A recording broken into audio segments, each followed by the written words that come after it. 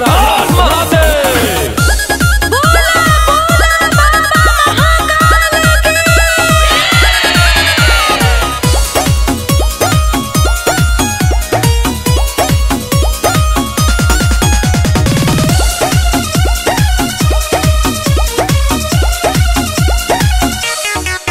जब से सावन चढ़ा है जानू दिखते नहीं, कोई कॉल नहीं मैसेज भी लिखते नहीं। जब से सावन चढ़ा है जानू दिखते नहीं, कोई कॉल नहीं मैसेज भी लिखते नहीं। आपकी यादों में कई बार रोए हैं बाबू भक्ति में,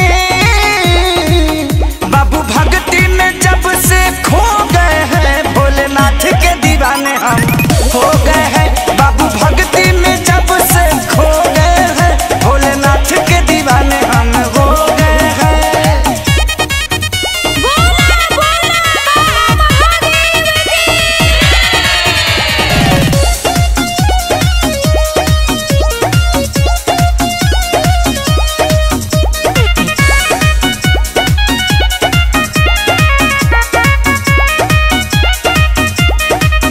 हम पे भी ध्यान थोड़ा दिया कीजिए, गांजा भांग इतना भी ना पिया कीजिए।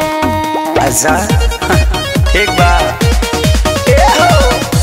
बाबा के भक्ति में जीने का मजा है।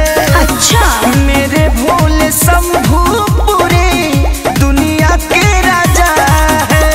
भांग पी के भर पेट क्या सो गए हैं, सो गए हैं।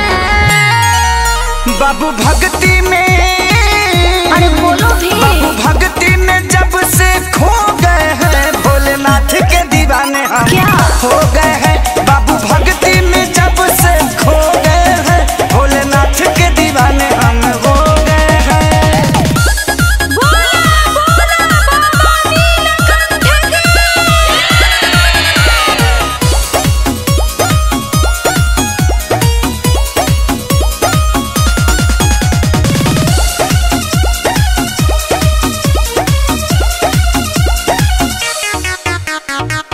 हमको तो आता नहीं है पूजा पाठ करना, हमें भी सिखाइए ना तो देंगे यही धरना।